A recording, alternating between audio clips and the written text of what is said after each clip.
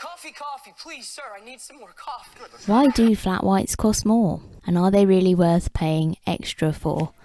So this is one of those trends that hasn't fizzled out. So flat whites, they sort of came on the scene, didn't they? I did think they might just go away, but they've become a mainstay on coffee shop menus in the big chains, which means the expectation to pay more for a flat white has also been nicely established. So flat whites come with a double shot of espresso and less milk than, say, a cappuccino. But in most coffee shops, you could pay for a double shot in a cappuccino and it would still be cheaper. Is it that they require more skill or more time to make? I mentioned in a previous episode brands using the term traditionally made to imply something's handmade, when actually traditionally made refers to a process that's been around for longer than 25 years. So it's not the same thing. We do lean towards paying more for anything handmade where we recognise there's a skill involved and, you know, it's time consuming. So the TV show Super Shoppers timed a barista to make a flat white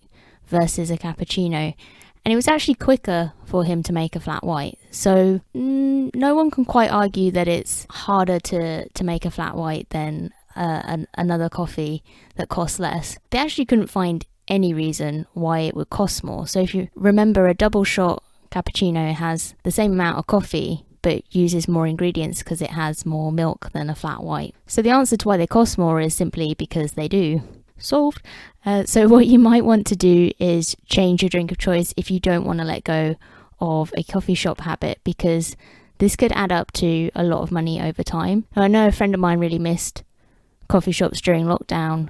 It's not just about the caffeine hit, there's a whole ritual there, isn't there? Plus they go to like local independent shops, so they like to support small businesses with their coffee visit. They're not just making flat whites there, so why pay more for less though? I'm very much a coffee at home convert, but I recognise that if it's in your priorities to visit coffee shops, what if there's a way to knock a little bit of money off each time so that it's the impact of that over the year isn't so much? And this goes back to branding in another episode as well. So what will you do when the customer finds out your product is priced higher just because? I think this is another case of building a brand on a house of sand. So when the decision was made, oh okay, well we'll charge more for flat whites because it's a thing.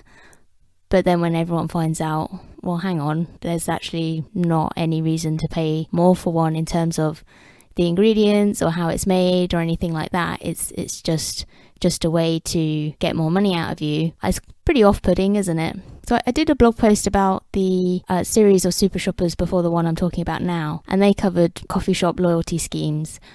So I researched a whole section combined with that I do normally on how to insource your coffee needs and make good coffee at home.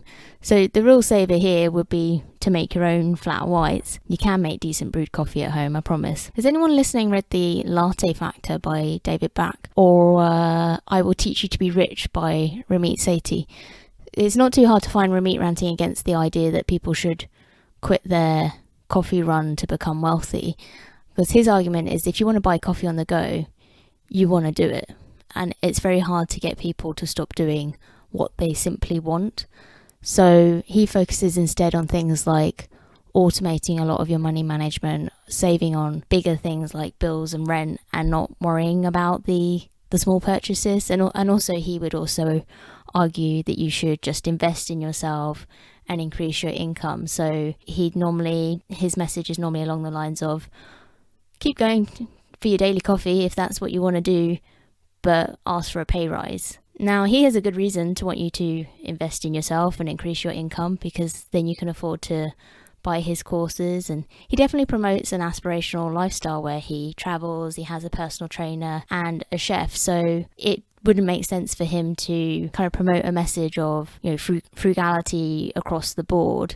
I think it does just come back to priorities at the end of the day. So if buying a daily coffee out and about is really important to you, and it's something you can actually argue, well, no, this actually has like a well-being element for me, then that's fine. And it's just carving out a way to do that by maybe not spending as much each time. And you can do that with things like the drink that you go for, combining it with things like the loyalty schemes. So making sure that you get your coffee from somewhere where you're getting better rewards, maybe, if you know that you are using that all the time. David Bach's argument in the Latte Factor is that even if you don't increase your income to sort of millionaire levels, you could still save a grand amount of money and mimic the savings rate from that kind of level of income by recognizing that lots of small purchases made very regularly add up to huge amounts over a year or a lifetime. So the cup of coffee isn't just a cup of coffee, it's 365 coffees if you're buying it daily, obviously. And then you're also likely making other small purchases very regularly if you already have that mentality of, oh, well, it's, this is only £3. But when it becomes, well, that's only £3 each day, and that's only £3 each day, and this over here is only £3 4 times a week. When you put it all together, it obviously adds up to thousands of pounds.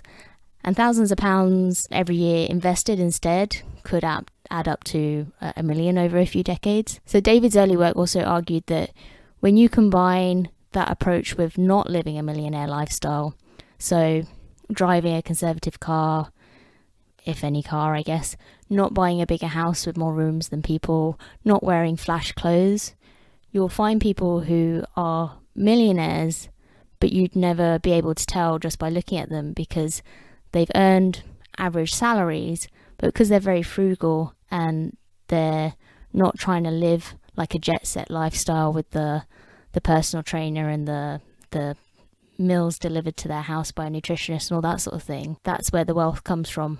I think I was still a student when I discovered David and the Automatic Millionaire. So he was probably one of the first financial experts that I came into contact with online. He writes for Americans, but the principles are very similar in a lot of his work in the UK. I'm a big believer in playing the long game, especially as most of us are living longer too. And I don't think he teaches people sort of how to get rich overnight. I'm not really into like the snake oil salesman approach. Instead, he's always tried to teach that wealth is built over decades. I mean, no one likes to hear that, but there are ways that you can feel like you're making much quicker progress. So if you want to make sure that you are saving every month, one sort of method of his that he's always preached is paying yourself first. But you don't just pay yourself first, you also pay yourself automatically. And the amount suggested is that you'd pay yourself equivalent to 1 hour of your income per day. And so the way you'd go about that is that you would just make sure that the first deduction from your payslip is a regular payment to savings or an investment. So that money goes straight towards that. It tends to be the opposite of how most of us save for a house or any big goal. So normally we'd pay our bills, then we see what's left over. Next we'd spend on going out, other things we've had our eye on for a while. Then we see what's left over again and we realise, oh, there's nothing left over. What has happened here? So a standing order, it automates the process so that there's actually a much better chance of that money actually going where you want it to go deep down.